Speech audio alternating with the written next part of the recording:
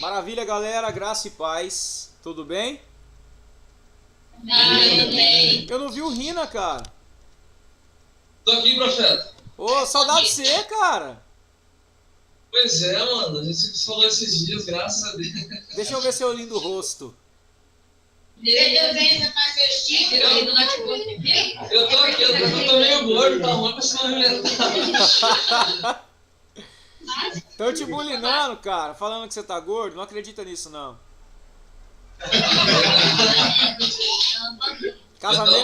Casamento não faz isso com todo mundo, não. É mentira. Só com a maioria. Só com a maioria. Até eu, amigo. Até eu. É eu?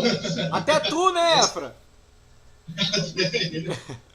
Galera, hoje nós vamos começar falando de Noite Escura da Alma na terceira parte do nosso estudo sobre solitude. Eu quero celebrar a Deus porque nas últimas semanas, enquanto eu ensinava vocês sobre solitude, eu também tive a oportunidade de voltar a essa prática. E pra mim foi muito bom, cara, saber que enquanto eu ensinava vocês, eu aprendia e também era confrontado pelas coisas que vocês estavam recebendo, né? É muito bom reaprender o significado do silêncio e voltar a ouvir o Senhor no silêncio. É muito bom, cara. É muito bom. Mas vamos lá. Bom, existe uma coisa que é inevitável à prática da solitude. Todo aquele que se dispõe a entrar nesse lugar, né, de silêncio, de contemplação, de ouvir a Deus, também entrará nos lugares escuros da sua própria alma. O silêncio dá a nós a capacidade de ouvir o que tem dentro da gente. E apesar de nós termos medo disso, nós não temos como rejeitar isso se a gente quer ser livre. Ou seja, se nós queremos, de fato, viver uma vida íntegra diante de Deus, vai ter um momento em que a gente vai ter que lidar com os quartos escuros do nosso interior. E ao lidarmos com essas escuridões da nossa alma, a gente acaba se livrando da dependência exagerada das emoções, a gente se livra das lembranças amargas, das lembranças duras da vida, a gente se livra dos medos, dos receios, enfim, a gente se livra das distrações do corpo, da alma e do espírito. Isso tudo é descartado. Quando esse olhar para dentro acontece, a gente sempre é tentado a fazer algo. Só que esse algo é geralmente para nós não continuarmos em silêncio, não continuarmos a praticar a solitude. Porém, esse caminho que parece meio que perigoso é o único caminho para a gente encontrar paz interior, quietude, harmonia, relacionamento de fato com o Pai. Então, eu quero começar dizendo para vocês que Noite Escura da Alma é o efeito colateral de todos aqueles que querem praticar a solitude.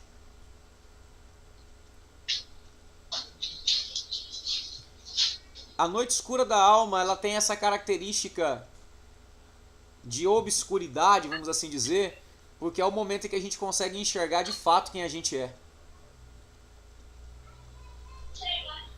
Porque o silêncio praticado diante de Deus, ele é uma ferramenta de iluminação, galera.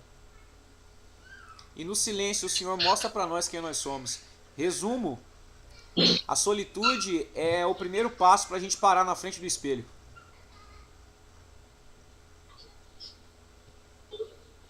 Eu compartilhei com vocês o quanto estava me inquietando as pequenas coisas, né, na minha vida. Até tivemos um bate-papo sobre isso em aulas anteriores. E eu tô, depois de mais ou menos uns 3 meses agora, transicionando nisso, sabe? Nessa coisa de, depois de ter me visto no espelho, agora conseguir ver através dele. Na prática da solitude, enxergar quem eu sou, mas também ver o que Cristo quer me tornar. Os barulhos do meu interior não me permitiam enxergar quem eu era. Então, a grande ferramenta para nos libertar dos vícios que nós carregamos, das distorções que nós temos, desses medos, desses anseios, desses gritos da alma, esses exageros de emoções, é a solitude. E aqui eu quero fazer uma pergunta para você. Você se considera alguém emocionalmente equilibrado?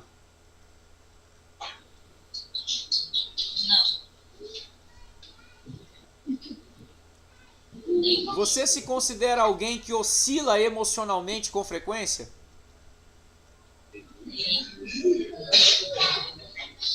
Uma outra pergunta, você se considera alguém que não reage emocionalmente da maneira como deveria às situações do dia a dia? Porque às vezes a gente pode ser emocionalmente exagerado, mas a gente também pode ser exageradamente apático.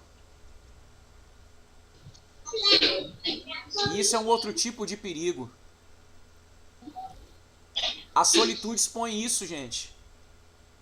A solitude pode vir a revelar que nós somos pessoas guiadas demais pelo que vemos, ou pessoas que fazem de conta que não veem para se proteger. Ou seja, ou a gente é exageradamente emocional porque não sabe viver por fé, não sabe viver pelo que ouve, ou a gente é apático demais porque preferiu ser indiferente ao mundo lá fora para viver uma vida só pra gente.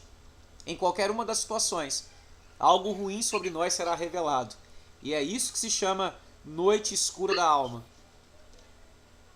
Madame Guyon fala sobre isso. Madame Guyon é uma mulher de uma vida espiritual muito violenta. Ela é uma senhora, digamos assim, muito antiga dos literatos, dos espiritualistas, daqueles que viveram vidas relevantes no reino. Não é uma contemporânea nossa, morreu há muito tempo atrás, mas ela é uma das que se atrevem a escrever durante esse período de angústia interior. Quero te fazer uma pergunta, você já teve um período desse? Um período em que quem você é te incomodou de uma tal maneira que parecia que você queria se separar de você mesmo? Quem já passou por um período de extrema insatisfação consigo, noite escura da alma? Dá um sinal aí. Mas o problema, gente, é que a noite escura da alma, ela precisa ser completa. Na maioria das vezes, a gente foge dela quando ela começa. E aí eu faço uma outra pergunta. Você considera que a sua noite escura foi completa? Ou talvez você não deu tempo de a verdadeira face de você aparecer?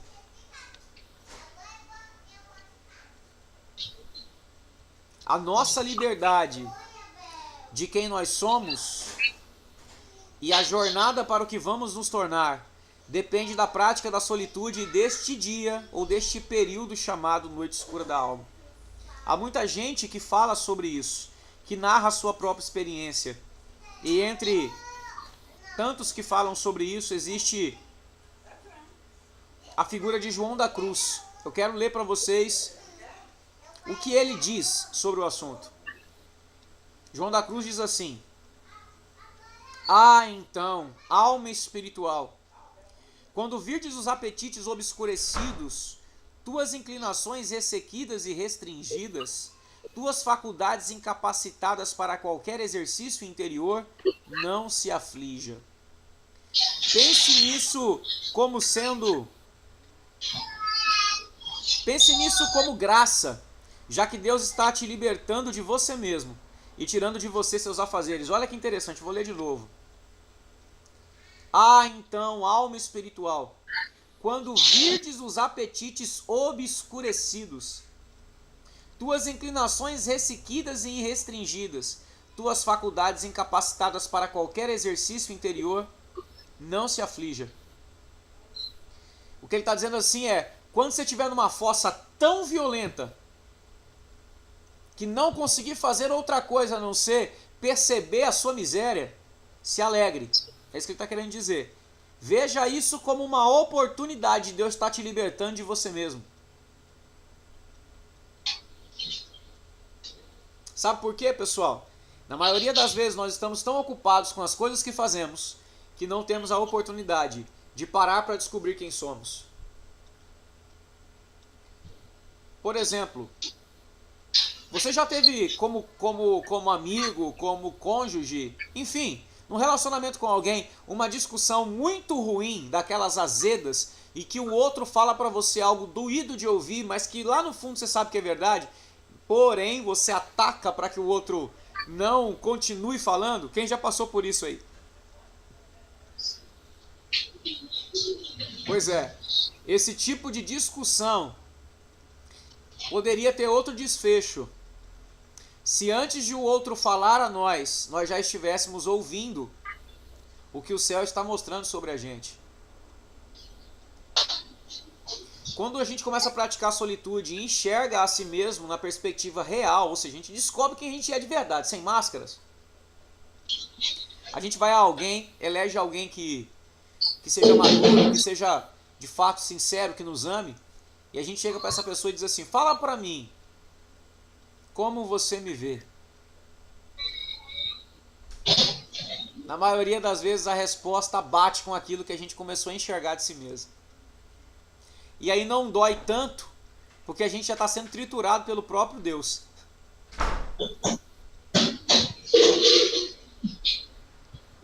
Quero dar para você um exercício. E esse exercício vai ser depois do que eu vou ensinar agora para vocês. Passos para a solitude. Ok? Nós vamos aprender os passos para a solitude e depois eu vou dar para vocês um exercício. Vamos lá? Bom, primeiro, aproveite pequenos espaços no seu dia para praticar a solitude. Esses pequenos espaços são como bússolas. Eles nos fazem voltar ao nosso destino. E só através desses momentos é que a gente vai conseguir saber para que rumo está indo. Então veja só. Tem o horário de almoço? Separa uns minutos para ficar em silêncio depois de orar. Pensar como foi amanhã. Ou nem pensar. Só se silenciar e permitir que o céu te traga algo ao coração.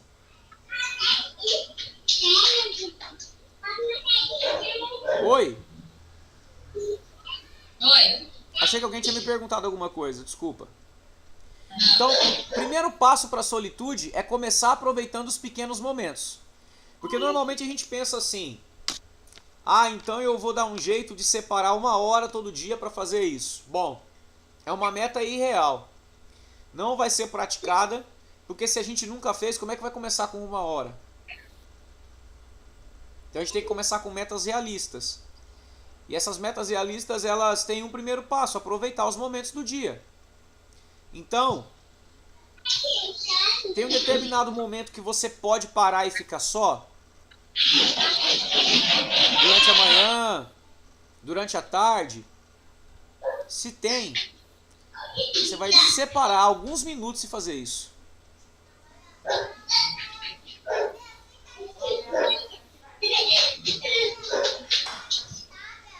Quantos tem aí mais de um período no dia que poderiam separar para a prática da solitude? Ou um período no dia? Se você tem esse período, você vai separá-lo para isso. Ah, eu tenho 1 hora de almoço, então eu vou ficar parado 1 hora. Não, separa 10 minutos, 5 minutos. Depois de separar um tempo, prepare um lugar silencioso. Então, primeiro, separe um pequeno espaço de tempo. Segundo, prepare um lugar silencioso. O lugar tem que ser silencioso porque você não vai conseguir ficar em silêncio no meio do barulho. Somente depois da prática da solitude. No início, separe um tempo para estar só em um lugar silencioso. Só consigo, mas na companhia do Senhor.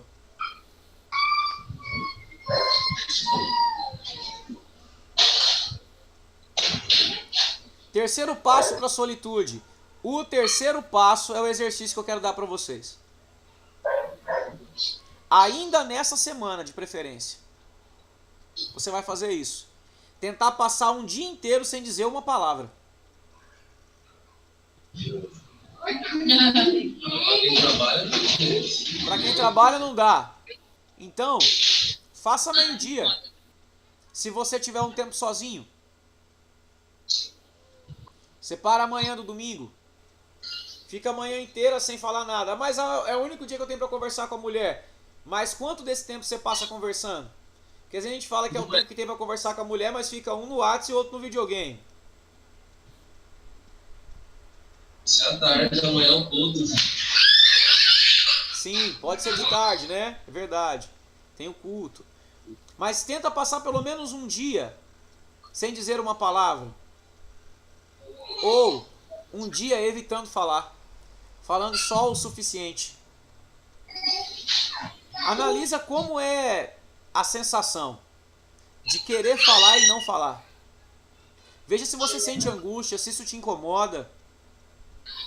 Tente encontrar, nesse dia do silêncio, outras maneiras de se relacionar com as pessoas. Por exemplo, nesse dia de não fala, você não necessariamente precisa estar isolado. Você pode estar com as pessoas. Se você estiver com o seu cônjuge, como é que você pode dizer a essa pessoa que ela é especial sem palavras? Um abraço? Um sorriso? Tente se relacionar sem as palavras. Se você não conseguir essa semana por causa dos compromissos, eu disse essa semana porque nós temos feriados aí, né? Então talvez seja possível.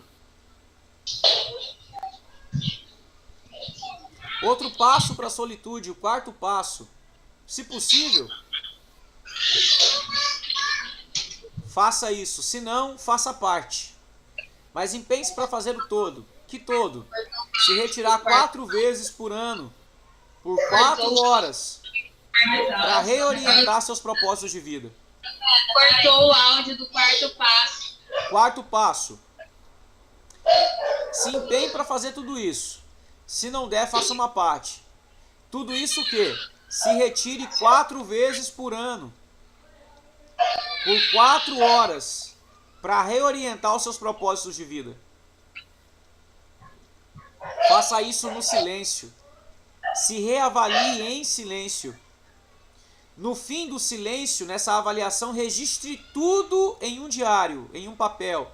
Os objetivos, as metas, mas seja realista. Então você vai parar para avaliar como foi e para traçar como poderá ser. Vai registrar isso de forma realista e vai guardar. Se você conseguir fazer isso 4 vezes no ano, durante 4 horas, ótimo. Se não, faça em algum período do ano. Esse é o momento exato para fazer isso. O ano está no fim. Tem muita coisa para avaliar e muita coisa para planejar. Metas realistas para que o ano possa ser diferente.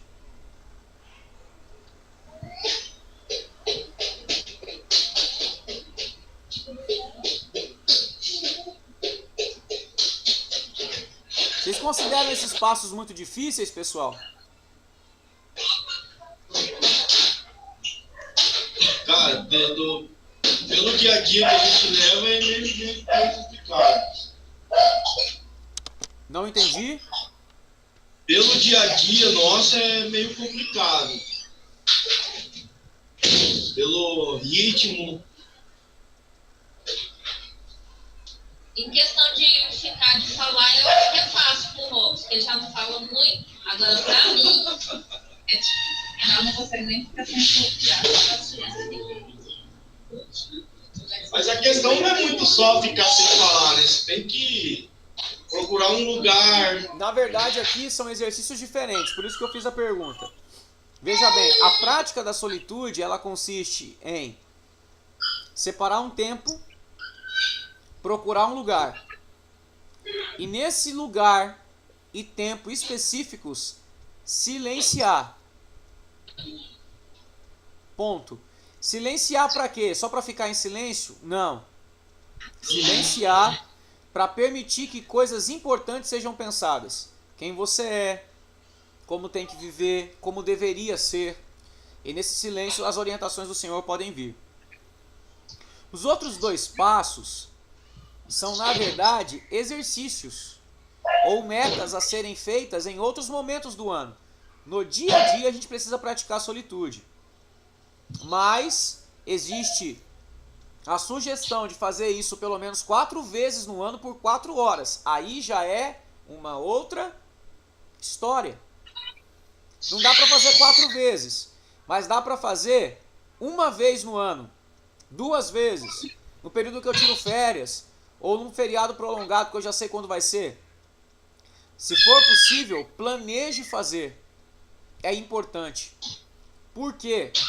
Porque vivemos escravos das urgências, prisioneiros das demandas. E muitos dos nossos erros são praticados porque a gente não reflete sobre o que fez e aí acaba fazendo de novo em uma outra ocasião. Profeta, Oi. na semana passada a gente estudou sobre falar o necessário, né? Sim. De tentar achar um equilíbrio nisso daí. Cara, você não pediu para fazer nenhum exercício, mas eu comecei a praticar isso no meu trabalho, na minha casa. Isso, inclusive, até chamou a atenção, às vezes, da minha esposa, né?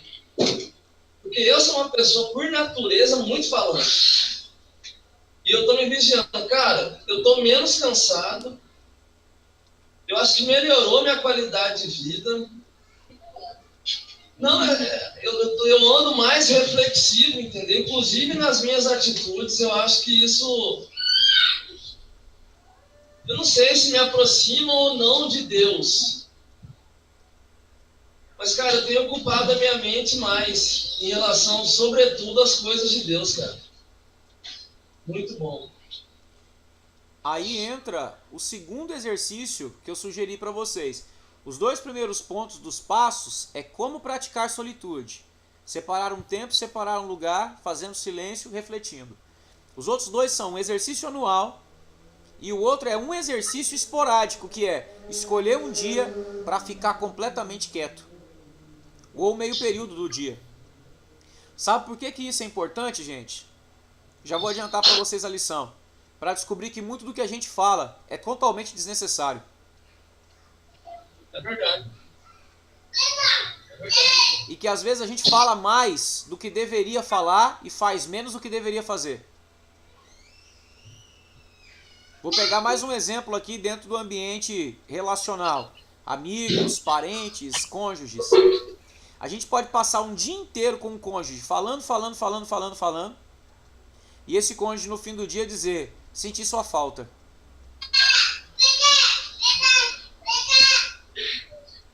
Mas como assim alguém vai sentir falta se eu conversei com a pessoa o dia inteiro? Sim, porque você pode ter conversado de coisas triviais que simplesmente ocuparam o tempo do outro, mas o outro, por exemplo, não foi observado. E no silêncio você pode deixar de falar palavras e começar a fazer coisas, como por exemplo, ao invés de ficar falando o dia inteiro, eu amo, tá? Te amo, tá? Isso é muito importante. Mas fazer isso enquanto joga um videogame ou mexe no WhatsApp, já que você não tem palavras, você chega, abraça e bota no colo, isso é muito mais valioso do que 1 quilo de palavra.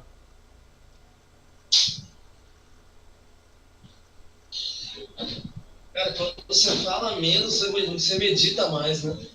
Exatamente. Isso pra mim tem sido muito legal. Transformou meu jeito de ser. De tal maneira que às vezes eu preciso encontrar um ponto de equilíbrio. Porque agora eu tô silencioso. Bastante silencioso. A Larissa esses dias estava falando pra mim assim, amor, você tá muito quieto. Aí eu falei, não, meu bem, mas é porque eu tô aprendendo algumas coisas. Porque veja bem, algumas coisas que eu escuto norteiam como eu passo a ser. E aí eu encontro um ponto de equilíbrio para não exagerar na dose. Mas eu descobri que eu falava, ou melhor, eu descobri que eu sempre falei demais. E aí isso para mim ficou muito claro agora que eu tenho 2 filhas. Porque elas são exatamente como eu. Falam muito. A Luísa fala o tempo inteiro, cara. E a Débora não tem nem 1 ano e fica o tempo inteiro. Paiê, paiê, paiê, bó. Aí eu descobri o quanto eu devia irritar minha mãe. Então, o silêncio agora não se tornou um companheiro. Porque ninguém tem por companheiro o silêncio. O companheiro é o Senhor. Ele se transformou numa forma de pensar nas coisas que realmente importam. Sabe? Quando a gente pratica a solitude, a gente copia o exemplo de Jesus. E ao copiarmos o exemplo de Jesus, nós não só fazemos o que ele fez, mas fazemos na qualidade do que ele fez. Se tem uma coisa que Jesus fazia muito bem, gente, era estar com as pessoas. Parece meio contrassensual isso na disciplina da solitude, mas presta atenção. Existe algum episódio na Bíblia que alguém conversou com Jesus e Jesus não deu atenção a essa pessoa? Mulher cananeia, né? Mas nesse episódio, na verdade, foi um toque, né? E ele parou para conversar com ela, lembram? Aí ele desenvolve um diálogo com ela, ele pergunta para ela assim, o que você quer? Aí ela fala, e ele diz, mas eu não posso pegar o pão da mesa dos filhos e dar aos cachorrinhos. Eles então conversaram, lembram disso? O que me admira em Jesus é que ele falava o necessário, mas quando falava a verdade. E se relacionando, falava o necessário, mas se relacionava de verdade. Resumindo, conversar com Jesus era ter total atenção dele. Porque quando o assunto acabava e ele ia ter com o Pai, ele não desviava a atenção, ele ia ter com o Pai. Então ele dizia assim, ele falava, mais de uma vez ele falou isso para os discípulos, fiquem aqui. E a Bíblia diz que ele se retirou. Ou seja, ele dizia, gente, eu vou tirar um tempo ali. Mas quando ele voltava inteiramente para aquelas pessoas. Os dilemas delas, as dores delas, tudo era importante para Jesus.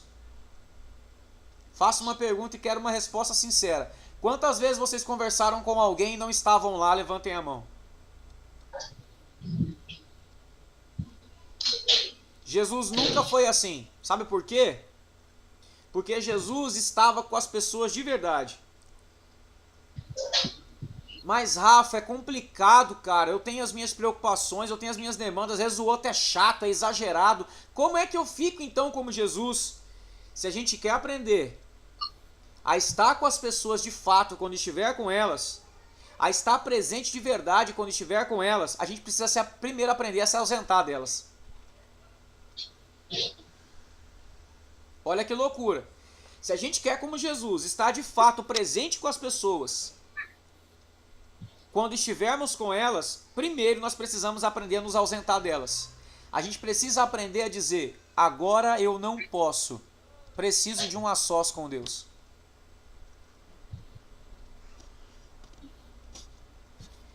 Mas aonde é que a coisa pega? A gente fala, preciso de ter um a sós com Deus, por exemplo, pro cônjuge. Acho que hoje eu estou bem pastoral, viu? Por exemplo, o cônjuge. A gente fala, preciso de ter um a sós com Deus, beleza. Mas a gente entra no quarto e vai fazer, por exemplo, pesquisa na internet ou olhar o WhatsApp. Eu acho que hoje eu também estou perseguindo o WhatsApp. Coitado do Zuckerberg. Aí, o cônjuge entra no quarto e me vê mexendo no WhatsApp. Qual é a imagem que ele terá da frase que eu acabei de dizer? Que a frase é verdadeira ou é mentirosa? Mentirosa, não é? E aí toda vez que eu disser, eu preciso de um tempo a sós com o Senhor, na verdade o outro vai pensar assim, ele não quer ficar comigo. Porque quando eu estou com o Senhor, eu não estou com o Senhor, eu estou com o WhatsApp. E quando eu estou com outro, eu uso o Senhor como desculpa, porque eu não quero estar com o outro. Resumindo, eu nunca estou com ninguém, nem comigo mesmo, porque eu sou escravo das minhas demandas de urgência. Solitude é a cura para mim. Eu preciso aprender a parar, não fazer nada, estar em silêncio. Vocês se lembram do bônus que eu dei para vocês sobre o sábado? Lembram?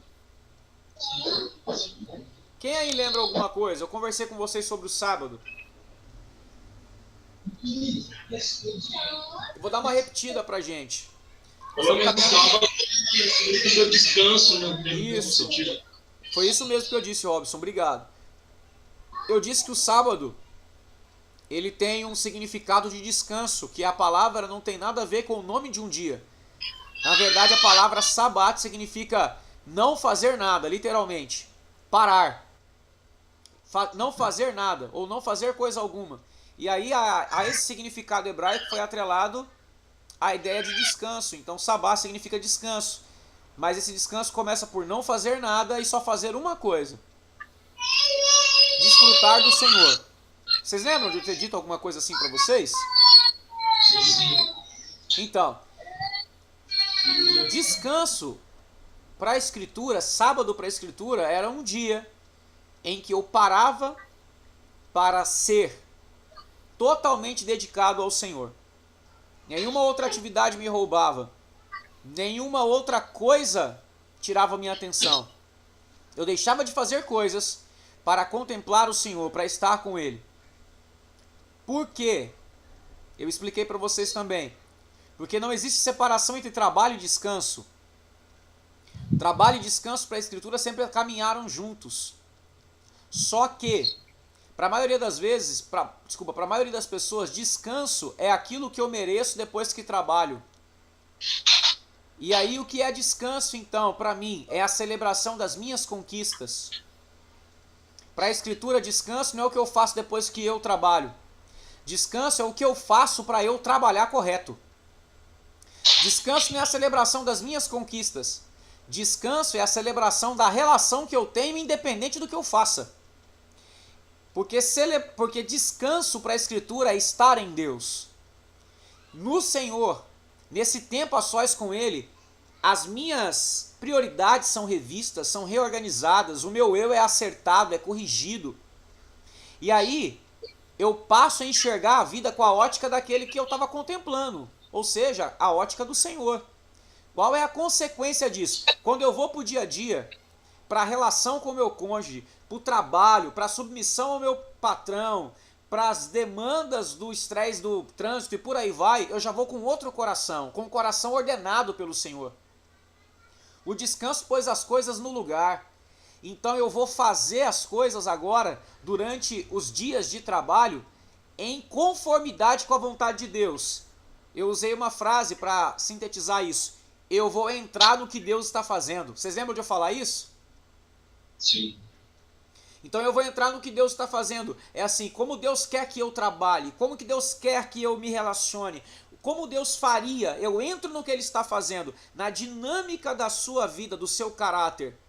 E aí eu tenho um outro dia de descanso para eu reordenar todas as coisas. Toda conquista obtida no trabalho eu dou ao Senhor. Por quê? Porque eu sei que eu não faria aquilo se Ele não tivesse me direcionado. Qual é o problema de uma vida sem descanso? É que a gente começa a ficar orgulhoso demais com as nossas conquistas, porque achamos que foi o nosso braço quem nos deu aquilo. Só que sem parar para ouvir o Senhor e reordenar todas as coisas, daqui a pouco nós estamos edificando Babel. Uma torre para nós, ao invés de entrar no que Deus está fazendo. E aí lá na frente isso cai sobre a nossa cabeça. E a gente pergunta, como foi que eu destruí a minha própria vida? Simples, sendo um escravo do trabalho e idólatra dos resultados. Porque o escravo, ou melhor, o trabalho nos aproxima de Deus. Porque Deus trabalha desde o princípio. Mas o sábado, desculpa, deixa eu só concluir. O trabalho nos aproxima de Deus. Mas o descanso nos faz enxergar que nós não somos Deus. E que sem Ele, nós nada podemos fazer. Fala aí, mano. Vocês entenderam isso, pessoal? Sim. A gente pode afirmar, então, que o descanso ele faz parte do trabalho? O descanso e o trabalho estão juntos, sabe por quê? Porque descansar é trabalhar pelo que realmente importa. Porque a Bíblia fala que o Senhor fez todas as coisas em 7 dias, só que no último dia ele descansou. Exato. Então o descanso ele faz parte do trabalho. Boa ele pergunta. É uma parte do trabalho. Essa pergunta é muito legal, Rina. E você fez a colocação certa. Deus descansou no 7º dia, não é verdade? Sim, segundo as Escrituras, né? Exatamente, está escrito. Mas a nossa concepção de descanso é o quê? Despreocupação. Ir pra piscina, tranquilo, relaxar. Relaxar, é isso mesmo. Por exemplo, vamos encontrar uma ação que melhor sintetize o descanso. Quer mais claro para definir descanso do que sono? É verdade, Não é verdade? é verdade. O sono não é descanso para nós? Parece que é sinônimo, né? É sinônimo. Obrigado, Rina. Essa é a palavra. Sinônimo de descanso para nós é sono. Deus dormiu no 7º dia? Não. Não. O que ele fez? Ele Despreocupou, né? Ele contemplou, né? Ele descansou. Aí é que tá. Ele parou, ele relaxou ou ele fez outra coisa? Ele fez outra coisa, né? O que ele fez? Ele contemplou, ele viu ali o que ele tinha feito. Ele viu o que ele tinha feito, ele disse, é bom. E aí depois ele viu o homem e disse, é muito bom. E o que ele fez depois que todas as coisas tinham sido criadas? Ele santificou, né? Santificou aquele dia e o texto já nos mostra ele batendo papo com quem? Com Adão, né? Então olha aqui a chave. Descanso é necessário para entendermos que tarefas precisam ser concluídas.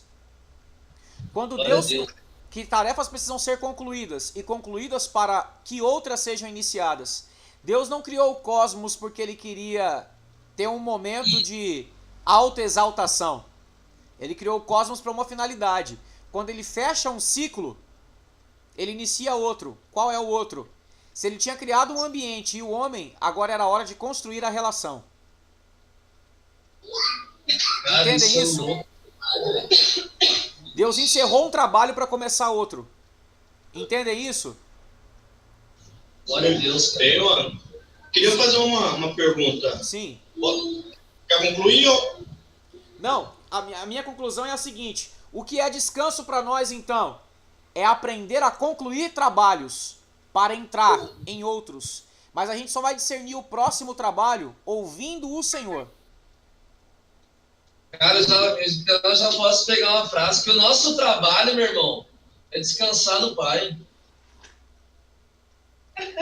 E olha só, vou passar a palavra para o Robson, quero fazer uma conclusão. Nós temos um problema sério, as nossas coisas são todas inacabadas.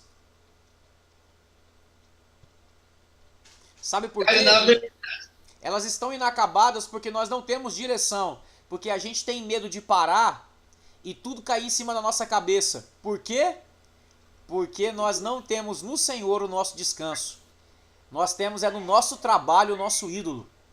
Nós estamos tão confiados no nosso trabalho que para nós descanso é perda de tempo. Tempo é dinheiro. Parar não faz parte. Ô, mano, antes de você concluir, Robson, antes de você pergunta, na verdade, mano, a concepção nossa de descanso está distorcida por quê?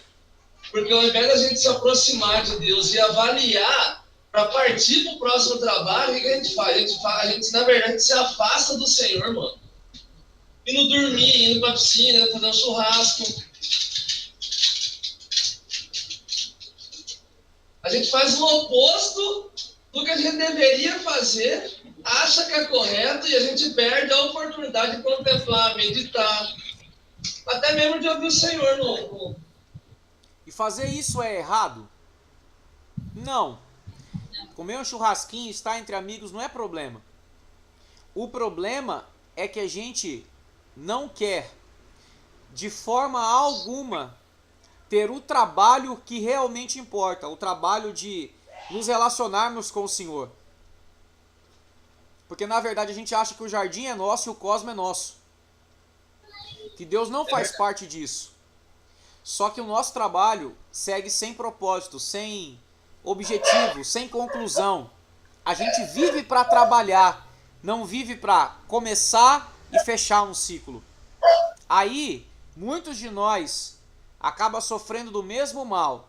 Vida sem propósito. Ô, mano, antes do Robson falar ainda, é rapidão, que Deus, o Espírito Santo, não, o Espírito Santo está falando no meu coração isso. Ô profeta, eu já confidei isso com o senhor antes, e eu já ouvi de muitas pessoas aqui na caverna. E geralmente eu ouço isso no começo da caminhada na caverna. Ah, mas quando eu estava em outro lugar, eu era mais ocupado e tal, agora eu estou me sentindo muito sozinho.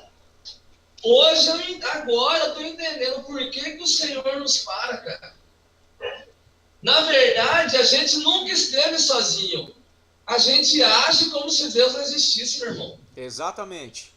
Como se nossa relação com Ele dependesse só do nosso trabalho. Só que como a gente não aprendeu a parar e ouvi-lo, a gente vai fazendo do jeito que a gente acha que tem que fazer. Agora faz sentido a frase: Evangelho não é sobre fazer. Evangelho é sobre se tornar, cara. É sobre se encontrar num lugar no bairro.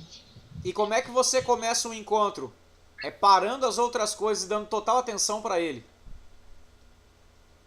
Cara, isso muda até a nossa oração, meu irmão. Pra gente falar de uma forma bem simples, até a nossa oração muda, mano. Quando a gente entende isso. Minha oração hoje tem sido: Senhor, eu quero te conhecer. Meu Deus, cara. Na minha última experiência com Ele, nessa semana, a gente estava num tempo juntos e foi muito precioso. Porque Ele me fez enxergar uma coisa que eu já até tinha ensinado nas últimas semanas, mas que ficou ainda mais latente. Algo óbvio, mas que descortinou para mim. Ele simplesmente me disse que aquilo que a gente tem no dia a dia, na verdade, é temporal e não representa o propósito final do que nós realmente vamos nos tornar. Ou seja, o meu concurso, meus clientes, enfim, eles são algo momentâneo. Quando todo o meu tempo é dedicado para isso, eu estou trabalhando na construção de algo que não vai contribuir com absolutamente nada com o que realmente importa. Vai, na verdade, me tirar do foco, me distrair, né? É algo muito óbvio. Isso a gente já falou várias vezes. Mas mais uma vez eu acho que no nosso momento ali, nós dois, a pergunta dele para mim foi: filho, se você já entendeu isso, então em que parte do seu dia eu entro? Isso é intenso demais, velho. É bom, cara. E aí a minha resposta é muito óbvia: na melhor parte. Porque tudo passou a ser resto.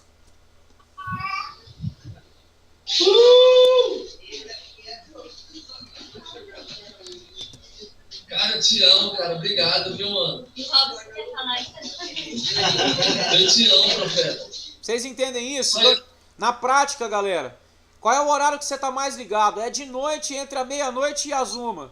Beleza. Então esse é o melhor horário. Esse tempo tem que ser dele, o resto espera. Nós estamos falando aqui a gente nascida de novo. O melhor marido que vocês podem ter, meninas, sai do lugar secreto, mais parecido com Jesus. Só que se ele vai pouco lá, ele fica cada vez mais parecido com Adão. E aí não vai ser a discussão com você que vai resolver quem ele é. Ele precisa enxergar quem ele precisa se tornar. Toda vez que ele entra no descanso, ele entra Adão e sai mais Jesus. Glória a Deus, cara, eu fico louco nesse ser. Marido, Tem uma frase. Toda vez que a sua mulher entra no descanso, ela entra Eva e sai mais igreja gloriosa. Porque tem coisa que você não precisará abrir a boca, o Abba vai falar. Ele pode, inclusive, num dia de solitude, falar assim: fala menos, filha, você fala demais.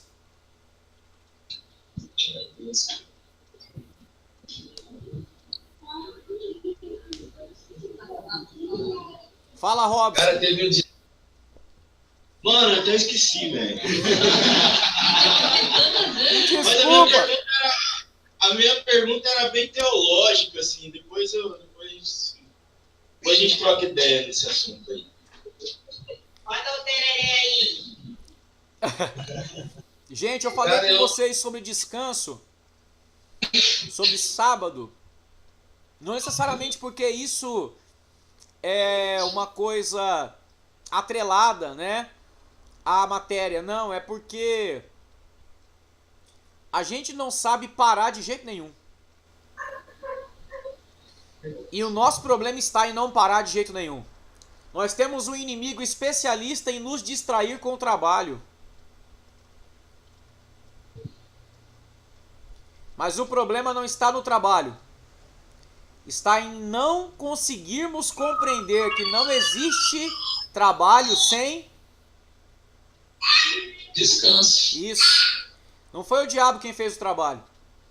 É isso, Quem fez o trabalho foi Deus. Só que trabalho e descanso andam juntos. Por isso Jesus disse: meu pai trabalha até agora e eu trabalho também.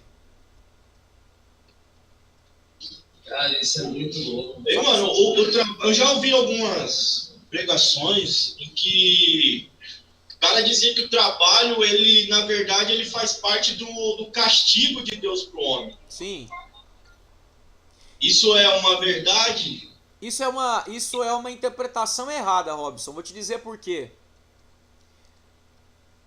O pessoal pega Gênesis 3, que é a base desse ensino, na maldição distribuída entre serpente, homem e mulher, e ao ouvirem o Senhor falar: do suor do teu rosto comerás o teu pão todos os dias da tua vida, eles entendem que Deus estava dando ao homem a responsabilidade naquele dia de trabalhar e que por isso trabalhar era uma maldição. Não, não é isso. Deus estava dizendo que o homem teria que se esforçar sobremaneira para ver resultado, porque o seu primeiro trabalho havia sido negligenciado. Deus entregou para o homem um cosmos em equilíbrio. E o trabalho do homem, expressado na palavra hebraica abad, era cultivar e guardar. Já era trabalho. Mas porque o homem não cultivou e não guardou, e aqui tem um mistério, a palavra abad, que significa cultivo e guarda, é a mesma palavra utilizada para cultuar no Antigo Testamento. O trabalho do homem era fazer do cosmos um lugar propício para a relação. O homem ia todos os dias trabalhar para conhecer o Senhor. Ele não precisava plantar, porque a terra dava o seu fruto. Ele não precisava ter o trabalho de arar, a terra dava o seu fruto. Ele só tinha que manter tudo em ordem. Assim como uma esposa prepara o quarto para receber o marido. Entende isso? Quando o homem negligencia esse trabalho da adoração, do conhecimento do Senhor, para viver conhecimento do bem e do mal, ele é punido. E qual é a punição? Trabalho? Não. O cosmos se rebela contra o homem. Abrolhos e espinhos nascem. E aí Deus fala: aquilo que estava em equilíbrio, pronto para te sustentar, agora não reconhece você. Você vai ter que ferir a terra para ter pão. Porque você não quis o seu verdadeiro trabalho.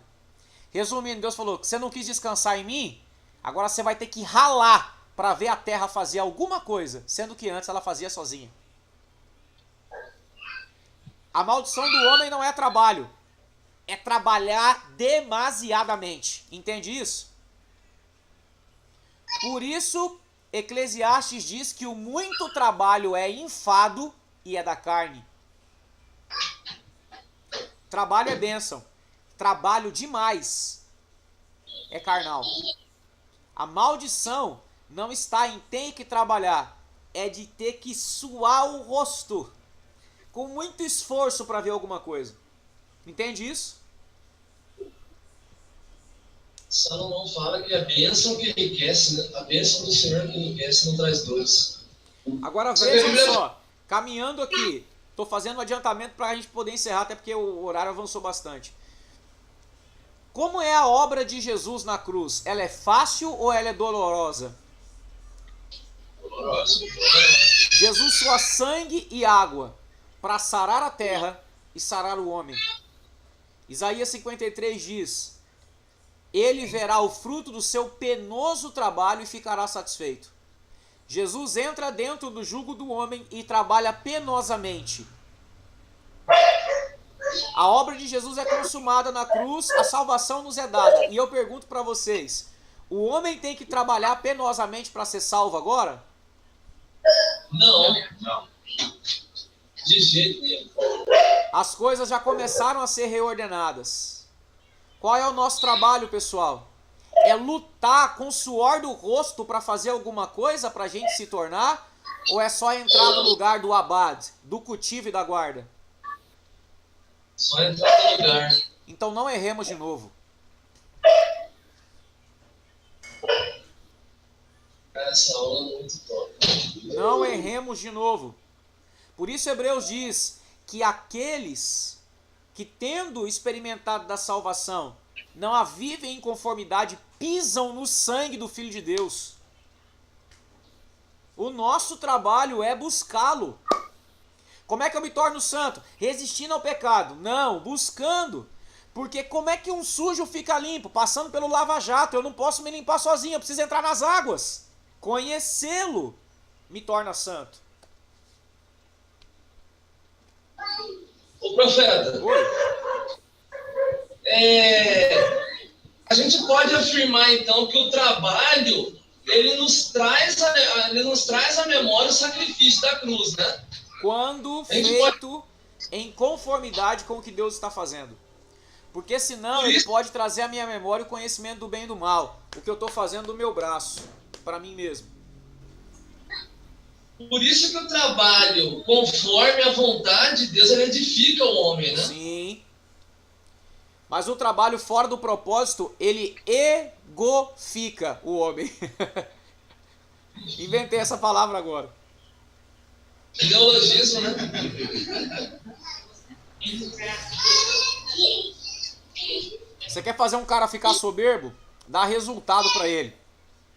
Em qualquer coisa, tá? Não é só com dinheiro e com profissão, não. Com ministério também. Pega um ralé do nada e faz a igreja dele crescer. Uau! Que homem! Se ele estiver fora do lugar de descanso, ele vai achar mesmo que ele é o grande homem.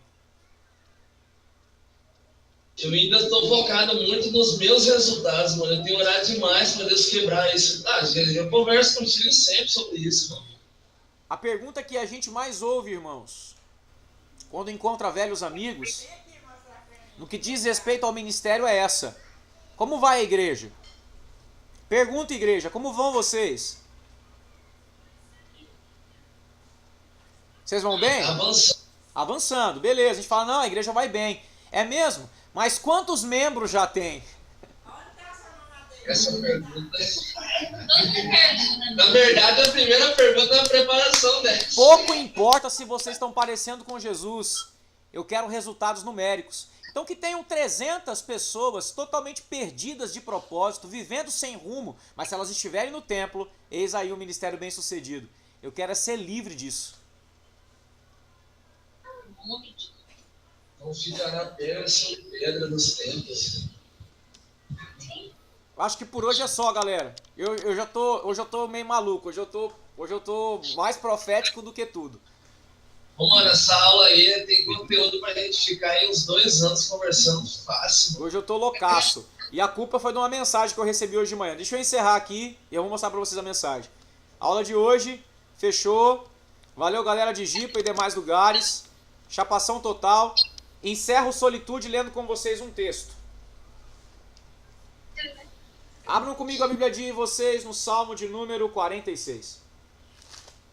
E antes de nós lermos e encerrarmos a aula de solitude para os nossos irmãos, quero repetir para vocês. Se nós queremos seguir o exemplo de Jesus e praticar a solitude, se nós queremos ser como Jesus através da prática da solitude, nós precisamos aprender a estar a sós no silêncio, para que quando estivermos no meio das pessoas com elas, estejamos completamente com elas. Amém, galera? Amém. Salmo 46, verso 10. Salmo 46, verso 10.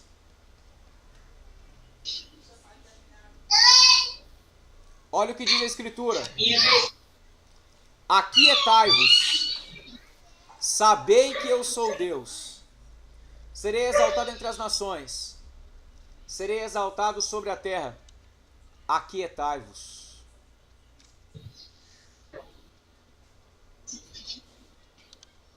Deus abençoe, galera. Cara, top demais, velho. Bom, vamos lá. Agora é o extra. Peraí, rapidinho. Agora é o Pra salvar, extra. peraí. Dona Tatá, tem alguém querendo mamar, é? Pode ser no copinho. O leite desnatado. Com Todd. Uma colherzinha de Todd. É desnatado com Todd, ela toma. Oi, gente.